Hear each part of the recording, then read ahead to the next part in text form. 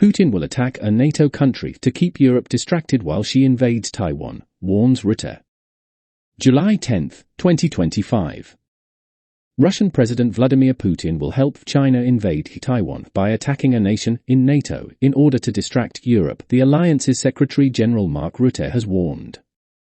The former Prime Minister of the Netherlands was answering a question on the defense commitments of US President Donald Trump, especially to the world and in the Indo-Pacific at a time when the Republican leader has made a push for America First priorities on the domestic and international stage.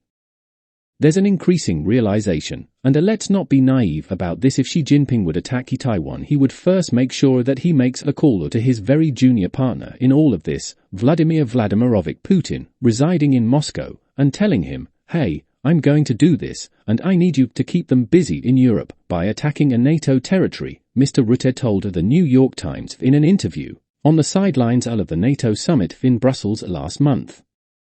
Mr. Rutte said this scenario in which Taiwan is invaded by China is most likely the way this will progress and that Beijing and Moscow will need to be deterred.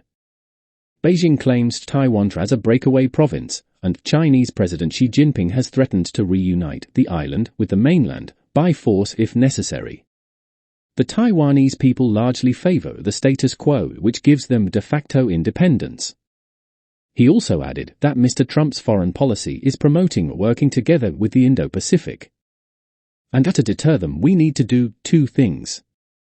One is that NATO, collectively being so strong that the Russians will never do this.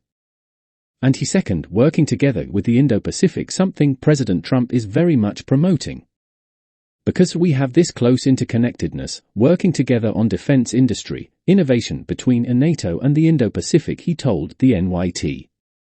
The NATO chief, who recently was chided for calling the US President daddy for inserting the US in the Middle East conflict between Israel and Iran, and bringing the fighting to a supposed end, also praised defense officials like Marco Rubio and Pete Hegseth as excellent foreign policy team put together by Mr. Trump.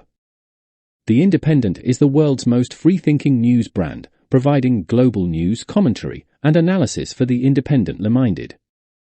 We have grown a huge, global readership of independently minded individuals who value our trusted voice and commitment to positive change. Our mission, making change happen, has never been as important as it is today. By The Independent, story by Arpan Rai, July 9, 2025.